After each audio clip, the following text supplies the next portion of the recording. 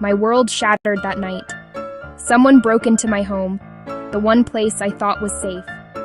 They took things, yes, but they took more than that. They stole my peace of mind. Every creak of the floorboards makes me jump. I look at my neighbors and wonder if I can trust them. I feel a deep ache in my chest, anger, fear. The police came, they wrote a report, charges, court dates. But no one asked me what I needed. No one asked how to make the fear stop. I need to understand why this happened to me. I need to know if the person who did this sees the damage they caused. Do they know I lie awake at night? Do they know I am afraid in my own house? I need them to hear my voice. I need them to see my face. I need them to understand the harm they created. Punishment alone feels empty. It will not give me back my sense of safety.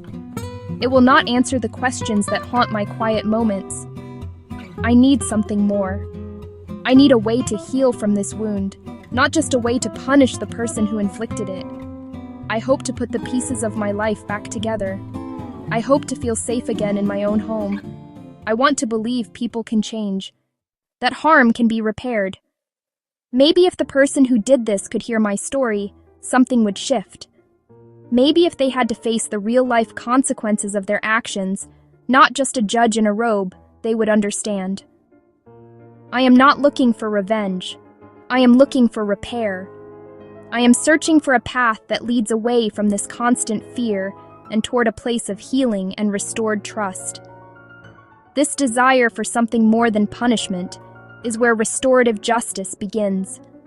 It starts with the voice of the person who was harmed. It listens to their needs for safety, for truth, and for repair. It recognizes that when a wrong is done, it creates obligations, unpacking the core ideas. Restorative justice is a different way of thinking about crime and conflict. The usual justice system asks 3 questions. What law was broken? Who broke it? What punishment do they deserve? This approach focuses on rules and punishment. It often leaves the victim on the sidelines. The offender is defined by their worst act. The community watches from a distance as the formal system takes over. Restorative justice asks a different set of questions. Who has been hurt? What are their needs? Whose obligation is it to meet those needs? This changes everything. The focus shifts from broken laws to harmed people and broken relationships. The goal isn't just punishment. It's repairing the harm as much as possible. Healing for the victim. Accountability for the offender, peace for the community. This approach is built on a few simple but powerful ideas. The first idea, harm creates obligations. The person who caused the harm must understand the impact and do what they can to make things right. The second idea, victims should have a voice, a right to be heard, to ask questions, to say what they need to heal. The third idea, the community has a role. Supporting both parties, upholding respect, upholding safety. Ultimately, restorative justice restores balance. Restore the person harmed to security. Restore them to dignity. Safety is the most important rule in restorative justice. Without a deep and unwavering commitment to safety, the process cannot work. It can even cause more harm. This means the physical, emotional, psychological well-being of every participant, especially the person who was harmed. They must be the top priority at all times. Before any meeting happens, careful preparation must be done. Create a safe container for the difficult conversation. The principle of consent is central to ensuring safety. No one can be forced to participate. The person who was harmed must voluntarily agree to take part. They have the right to say no at any time, for any reason. They also have the right to choose how they participate. They might not want to meet the offender face to face. They could choose to write a letter to be read aloud. They could have a trusted friend or advocate speak for them. Giving the victim control over their participation helps restore agency. A trained facilitator plays a critical role in establishing and maintaining safety. This person is not a judge, but a guide. The facilitator meets with the victim separately. The facilitator meets with the offender separately. They listen to each person's story. They explain the process clearly. They set ground rules for respectful communication. During the meeting, the facilitator ensures rules are followed. No one is shamed, no one is blamed, no one is interrupted. The facilitator's calm and steady presence helps everyone feel secure enough to speak honestly and vulnerably. The restorative meeting, often called a conference or a circle, is the heart of the process. It is a carefully structured conversation designed to allow for truth-telling and problem-solving. It is not an argument or a debate. It is a guided dialogue with a clear purpose, to address the harm and decide together what needs to be done. The structure is simple but powerful. The meeting begins with the person who was harmed. They share what happened and how it affected them. Next, the person who caused the harm responds, acknowledges, and accepts responsibility. Afterward, the group creates a plan: apology, restitution, service, counseling, and writes clear steps everyone agrees on. Accountability in the traditional justice system often means one thing: punishment. It is about serving time, paying a fine, or following probation rules. Often, offenders never face the person they hurt or take personal steps to make things right. This is passive accountability. Restorative justice is active and relational. It asks three things: understand impact, take responsibility, take action to repair. This is more demanding than simply accepting a punishment. It requires courage, empathy, and effort,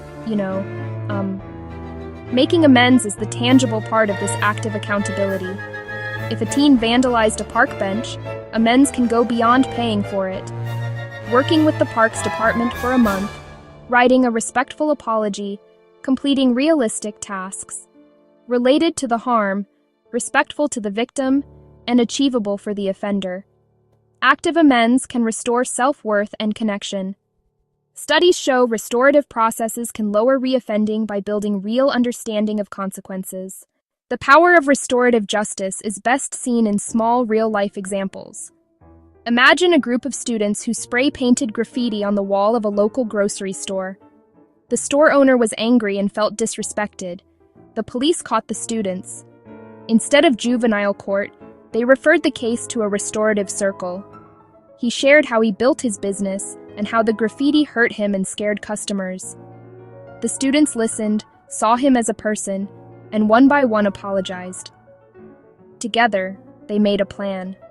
They cleaned the wall and repainted. They worked inside to understand the business. The harm was repaired and a lesson learned. Consider another story: a stolen bicycle. A young woman's only transportation to work was taken. She was devastated. The thief, a teenager from the neighborhood, was caught. In the conference, she described the impact. She had to spend on bus fare and was late to work twice. She felt violated and insecure. He had never thought about these consequences. He stole to help with family bills, not an excuse, but context. He agreed to work part-time at a community center to earn money to pay her back. The director offered the job on the spot. She got her money back. The teen got a job and a mentor, and the community turned harm into an opportunity for growth and connection. Restorative justice is powerful, but it is not a magic solution for every situation. It requires willing participants. If the victim declines or the offender refuses responsibility, it cannot proceed. Severity matters. In cases like murder or severe sexual assault, RJ is complex, risky for re-traumatization, and must be led by highly skilled facilitators. Successful dialogues exist, but are rare. Many programs start with property crime and minor assaults to build trust. Implementing RJ needs training, education, funding, patience, long-term commitment. Access must be equitable, regardless of race, income, or background.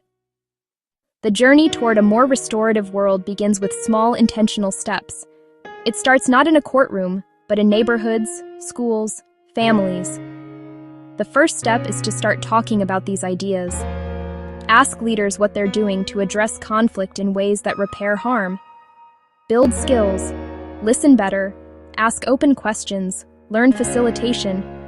Start small, focus on a clear need, train committed community members, partner with courts and police while maintaining community ownership. Grow steadily, be transparent, and keep equity at the center. What does it mean to be human? It means we possess an inherent right to dignity, safety, freedom simply by virtue of our existence.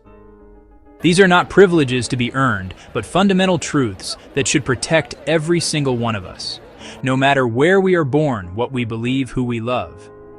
Yet, as we stand here today on November 13th, 2025, this promise feels more fragile than ever. The drumbeat of injustice echoes across continents, a somber reminder that the rights we hold so dear are not universally guaranteed. They are under constant threat, and their defense requires our constant vigilance and unwavering commitment. The scale of this challenge is not a matter of opinion. It is a stark, measurable fact. The World Justice Project reports that more than 5 billion people have unmet justice needs, meaning they cannot access legal help for problems ranging from land disputes, intimate partner violence. Think about that number. It is more than half of the world's population living without the basic protection of the law. This essay is not meant to be a lament, but a roadmap. It promises a clear story to ground us in the human reality of this crisis, and it will lay out 3 concrete, achievable actions we can all champion to fortify the rules that safeguard us all. The fight for human rights is not a distant, abstract battle waged by diplomats in quiet rooms. It is a deeply personal struggle that touches the core of our shared humanity. It is about ensuring a young girl can go to school without fear, that a journalist can report the truth without facing persecution, and that a family can access clean water and health care without being turned away. Before we can strengthen something, we must first understand what it is. So, what exactly are these human rights frameworks we speak of? Imagine them as a blueprint for a safe and just society. They are the intricate and interconnected web of rules, laws, institutions, systems designed specifically to protect the fundamental dignity and freedom of every individual. At the international level, this blueprint includes the Universal Declaration of Human Rights and various United Nations treaties. These treaties are powerful promises to protect rights like free expression, the right to a fair trial, and access to education and health care. These international promises are only as strong as their national foundations. Diagram: how international treaties connect to national laws, courts, and local community support centers. The framework extends into a country's constitution, its laws, and its judicial system. It includes national statutes outlawing discrimination, the courts that provide a fair hearing, and police forces tasked with protecting citizens, not harming them. The blueprint is not just paper and ink. It is also made up of living, breathing institutions. Independent national human rights commissions, non-governmental organizations advocating for the vulnerable, and local community centers, providing direct legal aid and support to those in need. When this entire system works in harmony, it is a beautiful and powerful thing. A person who has been wronged can find a clear path to justice. They can point to a specific law that protects them, find a lawyer to help them navigate the system, and trust that a judge will rule fairly based on the evidence. The framework acts as a shield, deflecting the blows of injustice and abuse of power. Unfortunately, in too many places, this blueprint is ignored, or the structure is built with faulty materials.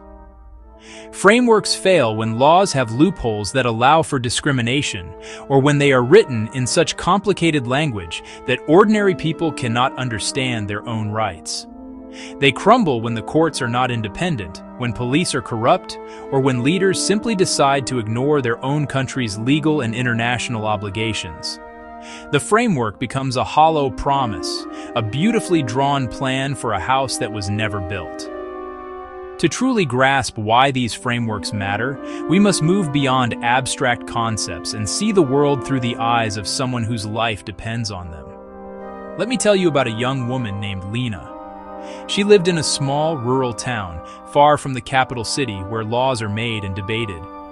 Her family worked the land, earning just enough to get by, but they had very little in savings.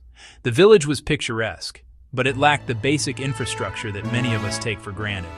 There was no local health clinic. One day, Lena fell seriously ill with a respiratory infection that required urgent medical attention.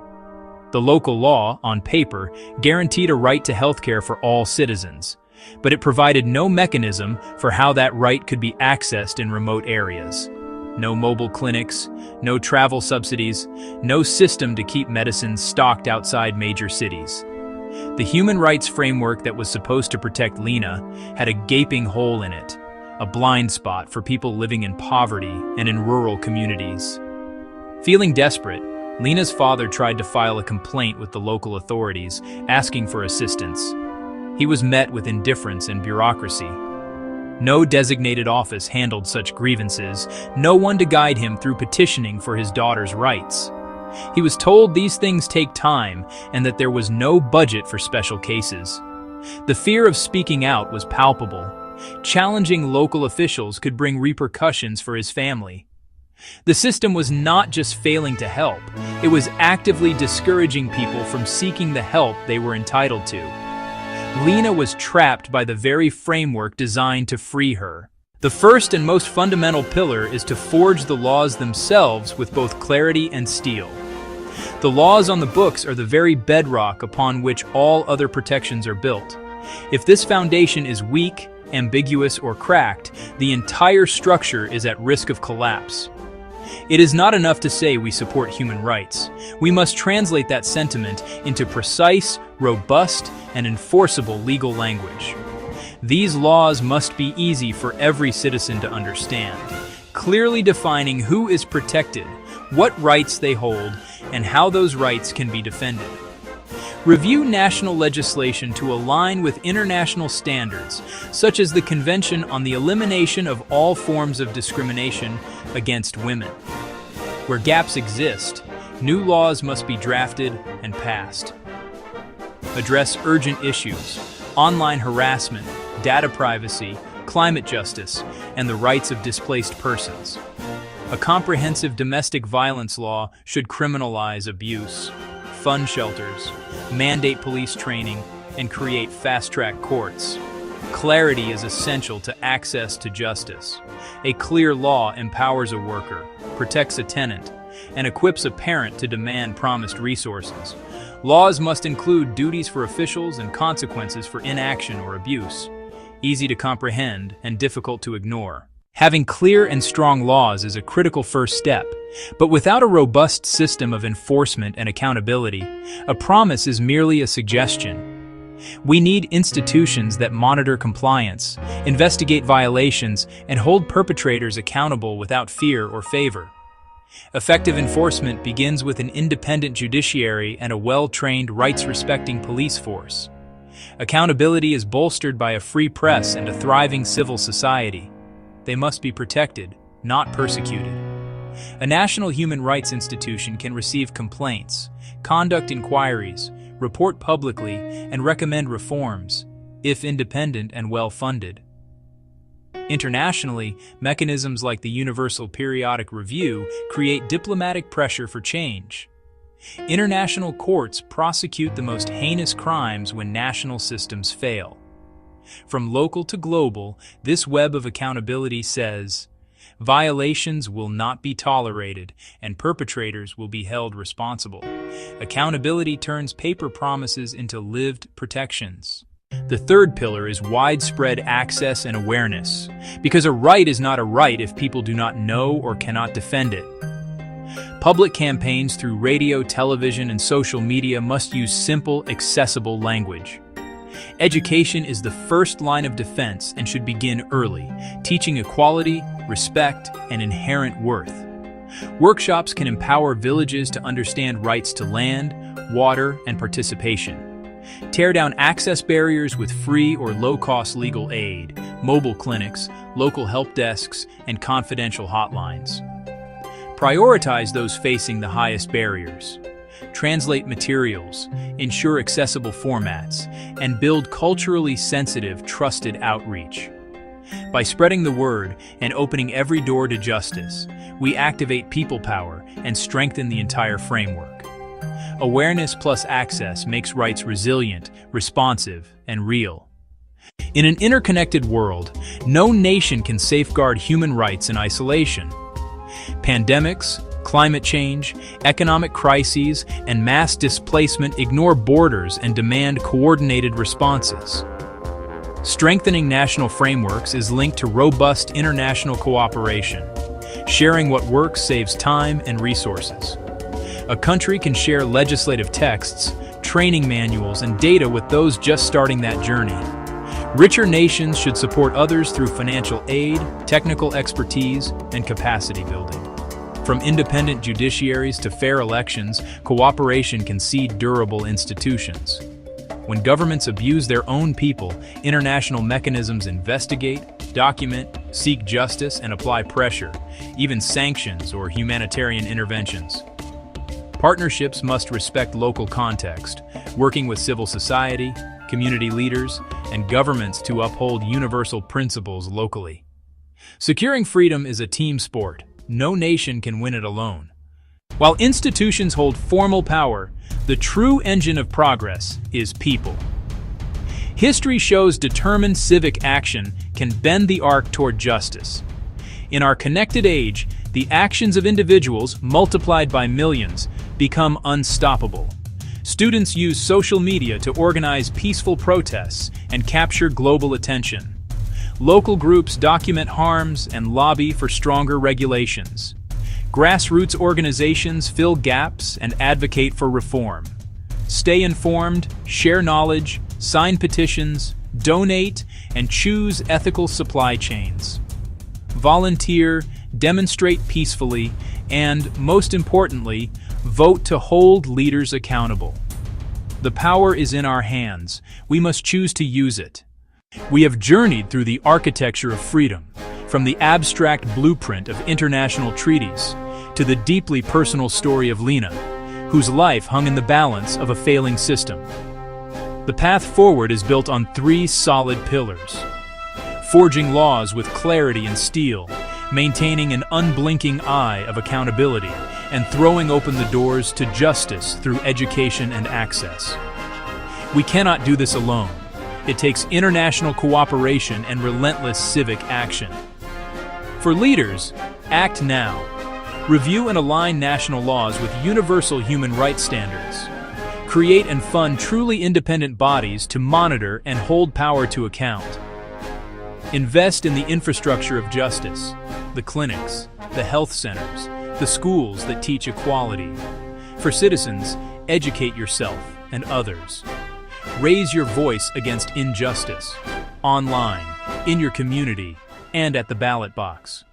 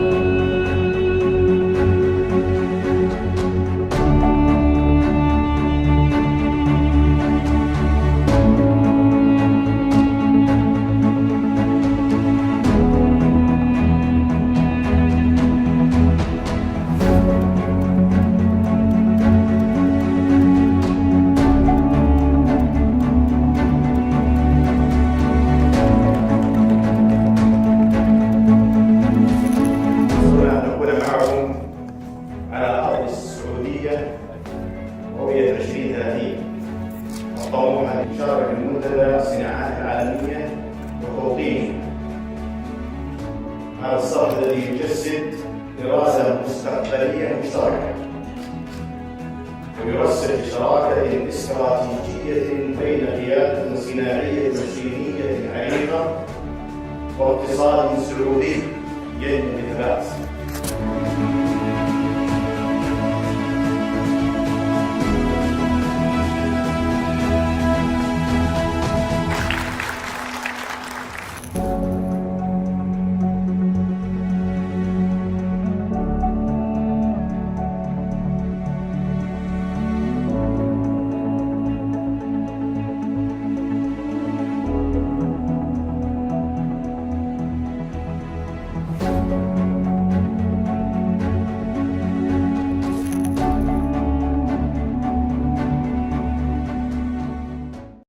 Everyone said you can't build a $200 billion empire on peace. Someone just did it anyway.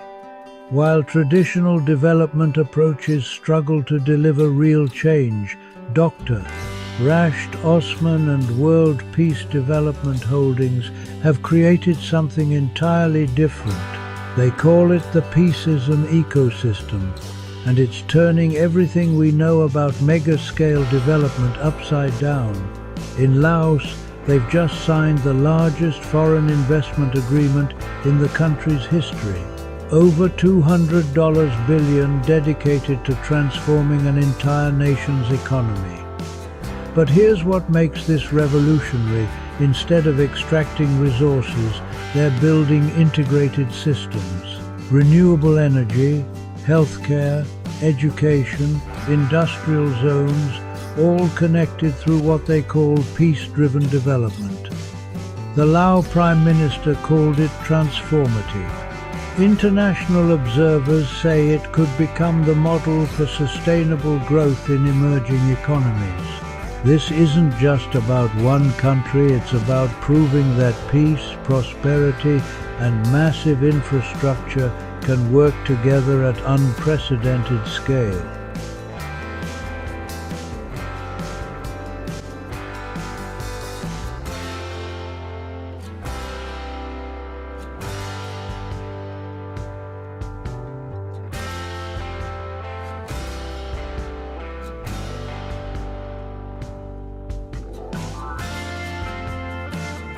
World Peace Development Holdings builds mega-scale, peace-driven ecosystems with governments and private partners. The approach aligns infrastructure, industry, and social services to create jobs and resilience. At the center is people access to work, food, healthcare, education, housing, justice, and safety. Peace isn't abstract, it's dignity, protection, and equal opportunity. Join the Peaceism ecosystem. Learn, partner, and co-build the blueprint for sustainable prosperity. The Peaceism ecosystem is an operating system for national development. It coordinates governments, private partners, and communities in one integrated frame. Employment. Large-scale jobs and skills pipelines power long-term growth. Food. Regenerative agriculture and smart logistics for secure supply. Healthcare. Universal access and preventive care systems. Education. Lifelong upskilling for an adaptive workforce. Housing. Affordable, resilient, community-centric design. Justice. Transparent governance and rights protections. Safety, conflict resolution, disaster readiness, and cybersecurity. Peacecoin is the digital rail for transparent value distribution. It's not an investment contract. Coins are allocated based on human existence and community effort. Assets and decisions are recorded for auditability and public trust. A trustee model guides decisions with clear accountability. Community voice shapes priorities and surfaces local solutions. Design is community-centric solutions built with, not for, people. Capital grows alongside forests, skills, and incomes, not at their expense. Economic security links healthcare, education, income, shelter, food, and connection. A free global series activates collaboration from jobs and food to justice and resilience. The narrative is peace first, unity of humankind. Dignity without borders, because all mankind is from one family. Opportunity must be universal. Stakeholders call the Laos Partnership a transformative step for long-term growth. Observers say it could model diversified, climate-ready development. This is implementation, not optics projects, delivering measurable change. Leaders and builders join, sponsor, speak, and co-implement the next Peaceism corridors. Next, how projects sequence to create lasting jobs, resilient cities, and shared prosperity. Phase 1 strengthens energy and logistics. Phase 2 scales industry and housing. Phase 3 expands social services. Reliable power unlocks factories, hospitals, and classrooms. Renewables lower costs and build energy independence. Freight corridors and smart customs accelerate exports and reduce waste. Mobility connects workers to opportunities and markets to producers. Industrial parks anchor jobs. SME clusters localize value chains. Entrepreneur programs turn talent into enterprises. Healthcare capacity improves well-being and worker productivity. Education expands human capital and future skills. Affordable, climate-ready neighborhoods reduce displacement risk. Public safety and social connection strengthen peace. E-services cut friction and corruption, increasing trust. Justice systems emphasize fairness and reintegration. A new job raises an entire household. Digital tools stabilize income and reduce waste. Connectivity multiplies value across sectors. Peace thrives where everyone belongs. Basic needs are engineered into the plan. Thanks to the peace ecosystem, I found support and community, especially in healthcare. It's a game changer. Blockchain opened doors to jobs and resources I never imagined. It's empowering.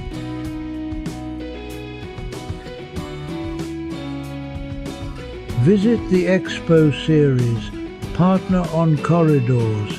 Let's turn peace into prosperity. We build for those who come after us. Clean power fuels opportunity. Care for all protects dignity. Skills for tomorrow unlock prosperity. Peace is measurable when lives improve transparently and at scale. Leaders, innovators, and communities, your seat at the table is ready. Equity by design, not by chance. Employment, food, healthcare, housing, education, justice, safety. Humanity first. Love, peace, joy. Unity without prejudice or borders.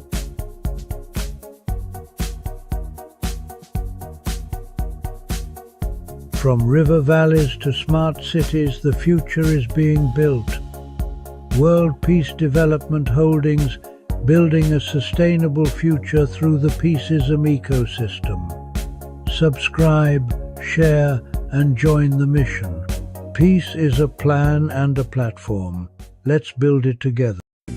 Investing in world peace development is about ensuring that our children and our children's children inherit a world that values collaboration, mutual respect, and peace. It's about creating a legacy of peace, a world where violence is not the norm, but the exception. Because ultimately, that's the greatest gift we can give to future generations. Look, I know we've been talking about some pretty big, complex ideas here, but at its core, peace is actually a very simple concept. It's about kindness, it's about empathy, it's about recognizing the inherent dignity and worth of every single human being. These are values that are echoed in spiritual and philosophical traditions all over the world. And embracing these values, putting them into practice in our daily lives, is essential for cultivating a culture of peace, a world where everyone feels valued, respected, and loved.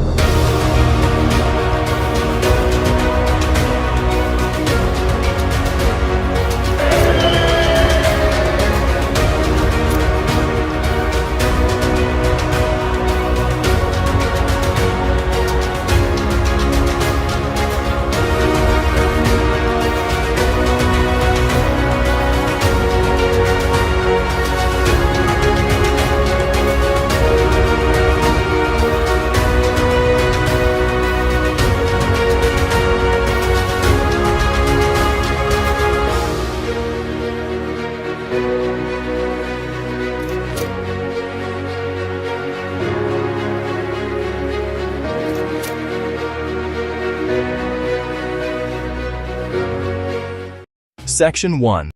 Introduction: The Urgent Call for Digital Governance. In our rapidly changing world, the relationship between citizens and their government is more important than ever. People everywhere are asking for more than just basic services. They are demanding a government that is fair, responsive, and clear in its actions. They want to understand the decisions that shape their lives, from how their taxes are spent to how public health crises are managed. This desire for trust and clarity is not new, but the tools we have to achieve it are. Digital technologies now offer unprecedented opportunities to pull back the curtain on governance, making it more open, participatory, and accountable. This essay will explore how technology, specifically through digital transparency and open data, can fundamentally reshape government for the better, empowering citizens and enabling more effective public administration. When government operations are visible, they are improvable. When citizens are invited to participate, armed with information and accessible tools, they become co-creators of public solutions. Unpacking digital transparency. More than just open doors. At its heart, digital transparency means making government information and operations accessible, understandable, and usable through digital platforms. It goes far beyond files on request. It means proactively publishing datasets, budgets, public contracts, and performance metrics in open, machine-readable formats so a journalist, a software developer, a researcher, or an interested citizen can download, analyze, and repurpose without restriction. True transparency is not just about availability, it is about utility. Illuminate how decisions are made, how public money is spent, and how services perform in real time. Let residents follow projects from proposal to completion, flagging delays or overruns as they happen. Create clear digital channels for public participation. Transform government from a black box into a glass house, with simple language, interactive maps, and clear charts that empower the public. When government operations become more transparent, the benefits are tangible. Publishing budgets, contracts, and spending online deters mismanagement and waste. Public oversight pushes officials to be more scrupulous so resources reach their intended purpose. Performance data helps families choose better schools and healthcare, and helps governments improve service quality. Maps expose disparities, powerful evidence for equity-focused advocacy. Openness builds trust. countering misinformation and making systems feel fair. With trust, compliance, and participation rise. Open data fuels innovation and economic opportunity. It unlocks value trapped in silos and builds more resilient, inclusive communities. At the foundation are open data portals, central libraries for standardized machine-readable datasets, census information, environmental measurements, government spending, and business registries. Raw data empowers analysis and public-serving applications. Dashboards transform complexity into visuals everyone can grasp. Track outbreaks in real time. See where tax dollars go. Visual aids enable broader engagement. No statistics degree required. Apps like SeeClickFix and Fix My Street let residents report potholes, broken lights, and missed pickups. Clear feedback loops build trust and efficiency. Thousands contribute ideas, deliberate, and co-create the public agenda. In Ukraine, the ProZorro e-procurement system made government contracting radically transparent. Before, insiders, opacity, inflated prices. Public scrutiny increased competition, saved billions, and boosted trust. Boston's BOS 311 geotags issues to the right department in seconds. Open data enabled pattern finding the city hadn't seen. Insights drove proactive deployments and faster repairs. Open data created a common picture for coordinated response, directing resources where needed and slowing spread. Communities found links between broken streetlights and crime spikes. Data to impact, open data, civic analysis, and advocacy delivered safer neighborhoods. Tools must be designed with empathy for the people who use them. Simple, intuitive, accessible. Use plain language and visuals that translate complex ideas into everyday meaning. Explain capital expenditure through concrete outcomes, not accounting terms. Design mobile first and responsive. Many rely on phones as their only internet. Meet accessibility standards so everyone can participate. Co-design with residents. Test prototypes. Build what solves real problems. Make reporting easy, show status, and close the loop. Lower barriers to finding answers. No special degree needed. Thoughtful, inclusive design turns possibility into democratic reality. The most prominent concern: protecting individual privacy.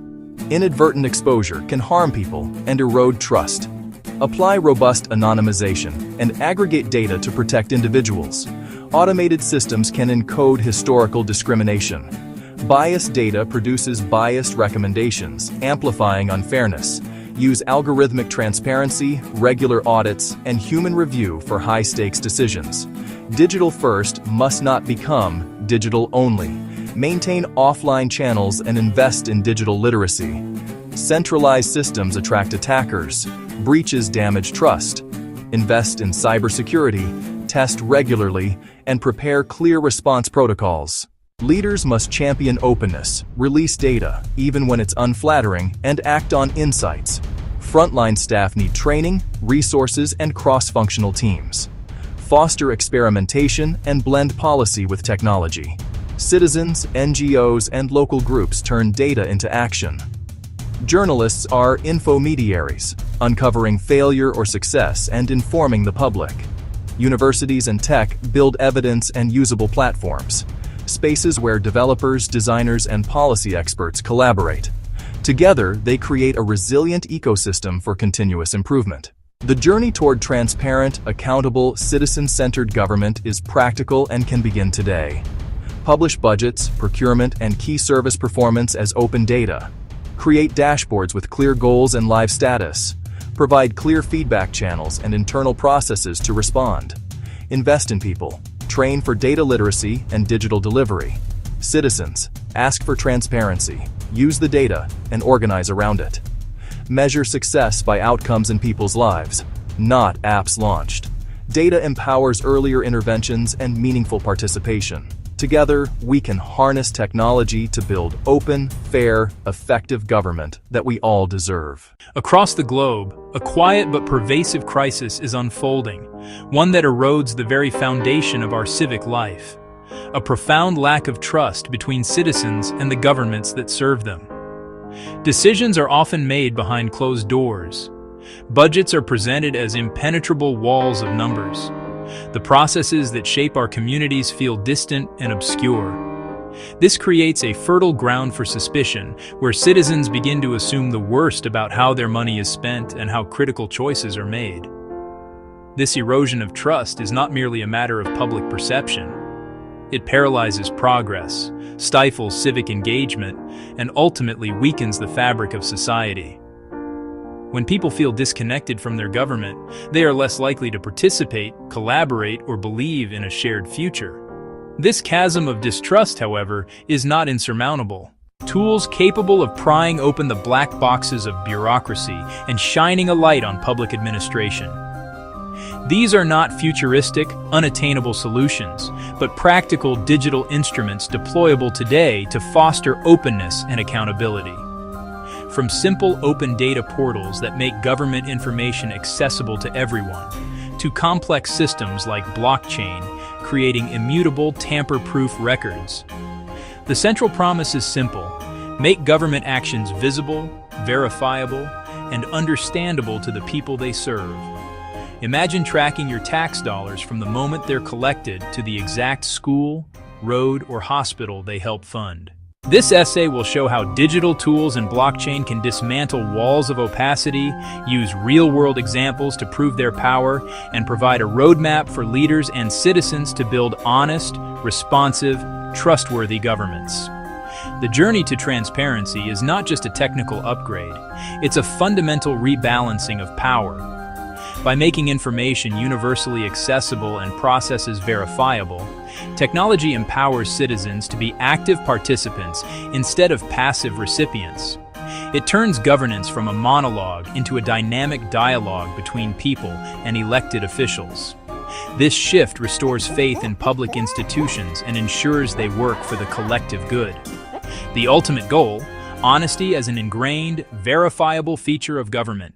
The path to a more transparent government does not require a sudden, massive leap into complex, untested technologies. Instead, it begins with simple, intuitive, widely available tools designed to make public information accessible to all. The most fundamental of these is the Open Data Portal. Think of this as a digital public library. City budgets, public employee salaries, crime statistics, business licenses, published in a clean, organized, machine-readable format. Instead of being locked in cabinets or buried in convoluted PDFs, this information is available for anyone to download, analyze, and repurpose, free of charge. These portals are catalysts for civic engagement and accountability. Journalists can uncover waste or corruption. Entrepreneurs can build helpful apps. Researchers can propose better policies. Beyond static data, digital tools can bring the very processes of governance into the public square. Live streaming city council meetings and public hearings on platforms like YouTube and Facebook removes physical barriers to participation. A working parent, a person with a disability, can now watch proceedings from home, submit questions in a live chat, and hear the debates that shape their community. Similarly, online feedback platforms and participatory budgeting tools allow citizens to propose ideas, report issues, and vote on how a portion of the public budget should be spent, transforming them from passive observers into active collaborators. While open data portals make information available, they do not guarantee accuracy or that data hasn't been tampered with. A government could alter a database to hide facts or change a digital record to favor a party. This is where blockchain offers a revolutionary solution. At its core, a blockchain is a shared, distributed digital ledger, thousands of identical linked notebooks across a network. New entries are broadcast, verified by participants, then added as a block to the chain. Each block is cryptographically linked to the one before it, creating a chronological, unbreakable chain. To alter a record, you'd need to change that block and every block after on a majority of computers, an incredibly difficult task.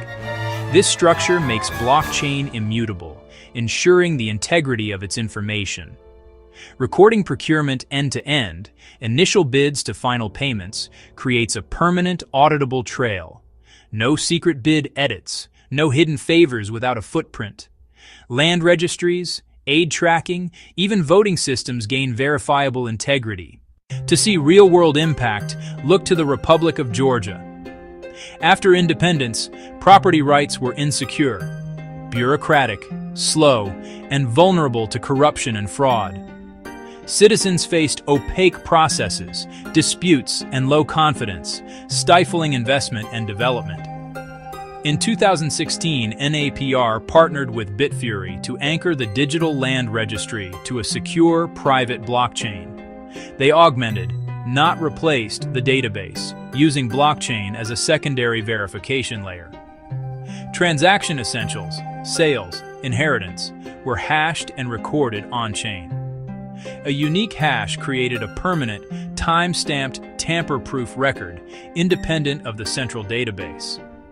People received receipts linking to the blockchain record, enabling independent verification of ownership. Confidence rose, fraud risk dropped, and registration became faster and cheaper. Georgia shows that incremental integration can secure rights, reduce corruption, and stabilize the business environment, delivering a more honest government. While digital tools and blockchain offer immense potential, it would be naive to view them as a magic bullet. The digital divide, connectivity, skills, devices, can exclude the most vulnerable. Moving services exclusively online without equity risks a new form of exclusion. Bureaucratic inertia and fear of scrutiny resist radical transparency. Some resist because openness disrupts entrenched interests. Building secure portals and robust blockchain apps requires investment, development, infrastructure, security, and ongoing maintenance and staffing. Smaller municipalities may lack budget and skilled teams, risking digital ghost towns. A polished portal can still be a veneer. Cherry-picked releases hide controversy. Bad blockchain design can legitimize bad data. Technology is a tool. Without honest intent, legal access frameworks, and a watchful civil society, advanced systems can serve control rather than empowerment. Address the digital divide. Invest in connectivity and create access points in libraries, community centers, and government offices. Commit to digital literacy so everyone can find, understand, and use public information. Start small, scale smart, pick visible, high-impact pilots like broken sidewalks where data is straightforward. Demonstrate success, prove value, and win over skeptics. Iterate based on real-world use before a wider rollout. Implement robust governance, anonymize data, publish clear privacy policies, empower independent oversight. Build privacy by design so verification doesn't expose personal details. Pair tech with strong FOI laws and a vibrant ecosystem. Journalists, academics, watchdogs, via grants and civic hackathons. Ensure data is used to scrutinize action and drive positive change. Transparency requires unwavering leadership. Leaders must champion a clear vision for an open, honest, collaborative government. Make public commitments and weave transparency into policies and communications. Fund portals, training, and pilot projects. Frame as investments in efficiency, development, and trust. Transparent procurement reduces fraud and boosts competition. Identify innovators, give them cover to experiment, celebrate wins, and formalize roles like an Office of Innovation or a Chief Data Officer. Be accountable, share successes and failures, use data to engage the public in fixing problems. Model a culture where data drives learning, not blame. Leaders must build the political and cultural infrastructure where transparency can flourish. Technology can open the doors of government, but citizens must walk through them. The promise of honesty is a two-way street requiring an engaged citizenry. Pay attention, visit the Open Data Portal, explore the interactive budget, tune into council live streams. Public attention signals that transparency is valued and actions are watched. Use feedback apps to report problems. Submit ideas and vote for neighborhood improvements. Be a watchdog. Anyone can analyze public data to drive change. With technical skills, build apps, and do deep dive analyses at meetups. advocate for stronger FOI laws, digital access, and user-friendly tools. Bottom-up pressure creates political will when citizens demand and responsibly use transparency. The distrust separating citizens and governments is not irreversible. With intention, courage, and smart application of technology, it can be repaired. Simple tools make government visible and understandable. Cryptographic security provides unbreakable integrity, verifiable by all. Together, these tools lead to a government that is more efficient and more honest. But the journey faces human challenges. The digital divide, institutional inertia, superficial implementation. Leaders must champion, resource, cultivate openness, pilot, learn, and protect privacy. Citizens must use the tools to scrutinize budgets, report problems, contribute ideas, and hold officials accountable. An open government is only as powerful as the engagement it inspires. Technology is not the savior, but it is our most powerful tool to build open, accountable, and trustworthy governments worthy of a thriving 21st century democracy. We all carry stories inside of us, moments that shape who we are and how we see the world. But some stories are heavier than they should be, weighed down not by personal choice, but by the silent, grinding gears of a system that wasn't built for everyone. Let me share a story with you, one that happens every single day in towns just like yours. Maria is a mother, a hard worker, a woman doing everything she can to build a life for her family. She works 2 jobs, juggling schedules and responsibilities with grace. One morning, her child wakes with a fever. It's that feeling every parent knows, that sudden drop in your stomach. Maria knows she needs to stay home, but when she calls her boss, the answer is a cold, simple no. No paid time off, no flexibility. She loses a day's pay, a crucial loss for her tight budget, and her child misses a day of school, falling a little further behind. This small moment creates a ripple effect, a cascade of consequences a fairer system would have prevented. The system, workplace rules, the school's lack of support, didn't have the capacity for compassion or the flexibility to account for real life. It treated her not as a human being, a mother with a sick child, but as a cog in a machine. This isn't just Maria's story. So many feel unseen by structures meant to provide stability. We have to ask, how can we allow this to be the story we tell? Now, let me tell you about James. He lives a few doors down from Maria, and his story unfolds in the halls of a courthouse. He is there to sign papers that hold the future of his home. Dense language, a maze of jargon he's never seen. James is a smart man who didn't have the chance to finish high school. He feels shame and confusion as the clerk speaks a foreign language of law. Fearing he will look foolish, he just signs where he is told. It is a signature under duress of confusion, and it will cost him his home. He is left adrift, let down by a system that failed to communicate. These are not just sad anecdotes, they are evidence. Proof that our rules, laws, schools, courts, hospitals, and jobs are not always safety nets. For many, they are mazes with dead ends and hidden traps. They can hurt people, break spirits, and steal futures. This is why we must talk about inclusive justice and equity. When we talk about building a better world, we use big, beautiful words. Justice, equity, inclusion. What do these words truly mean in our everyday lives? Bring them down from the clouds and into our hearts. Justice is fairness, dignity, and an equal opportunity to succeed.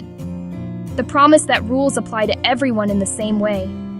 Not revenge or punishment, balance and restoration. Equality gives the same thing. Equity gives what each person needs to thrive. We don't all start from the same place. Inclusion ensures every voice is heard and every person belongs. Many move through the world unaware of walls surrounding others. For some, barriers are invisible. For millions, Maria, James. One of the highest walls is complicated language. Jargon in legal documents, medical forms, sites, and notices excludes many. Different education, learning disabilities, English as a second language. When you can't understand info about health, home, or freedom, you're at a disadvantage. Clear, simple language is respect, opening a door long locked. Access matters, distance to services, ramps, elevators, internet, devices, skills. True accessibility meets people where they are with multiple pathways. Step 2. Clarity, kindness, and open doors. Rewrite every touchpoint: forms, websites, signs, letters. Make it simple, clear, respectful, for moments of stress. Short sentences, everyday words, warm tone, helpful icons, translations. A well-designed form is an act of kindness. Open our doors, physical and digital accessibility. Offer evening, weekend hours, even mobile service vans. Provide online simplicity, and always a non-digital alternative with a real, well-staffed phone line. Remove hidden costs. Question every fee. Use sliding scales. Waive fees when needed. Respect people's time with efficient processes and staffing. We have listened. We have cleared the path. Now, design with people, not for them. Co-design. Move away from decisions made in isolation. Invite true experts, those who use the system, to co-create. Compensate time, expertise, contribution. Review forms, test website prototypes, walk through new processes. That language is still confusing, or this step won't work with 3 kids. This builds trust. People become ambassadors for the system. Co-design ensures cultural competence and durable, beloved, responsive solutions we know will work, together. A city clinic with long, dense forms and long waits. People left without care. Leadership chose to rebuild with compassion.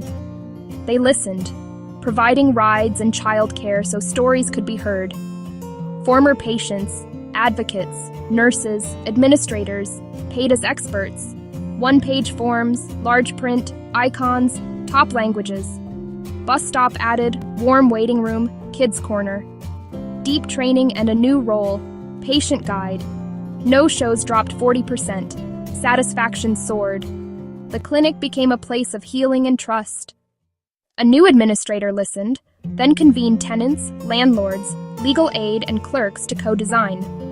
Simplified forms and plain language guides explaining each step.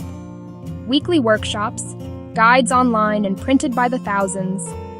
Tracking showed more people accessed legal help and negotiated solutions that kept them housed. No longer just a court of law, it became a court of justice. This path works because it centers people and their humanity. It addresses root causes, clarity, cost, access, rather than symptoms. Listening empowers. Co-design heals. Trust creates resilient systems that adapt with the community. Ultimately, this path succeeds because it is built on a foundation of love. Love is seeing humanity, listening to painful truths, and sharing power. With active, courageous love, systems stop being cold machines.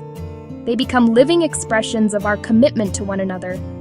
Feeling overwhelmed is natural, but change begins close to home. Small, intentional choices, every day. Look for clarity, welcome, and listen for stories of frustration. Offer to help, one person at a time. Ask institutions for plain guides. Vote for equity. Support legal aid. Hold the image. Maria can take a sick day. James finds a helping hand. One story, one conversation, one small change at a time. Trust is built when systems are fair. Communities flourish when people feel supported. Fair systems unlock human potential. Fairness is not a favor. It is a fundamental right and the bedrock of a healthy society. Take one story. Tell it. Ask one question. Make one change. That is how we answer the call to hope. That is how we build a world that works for everyone.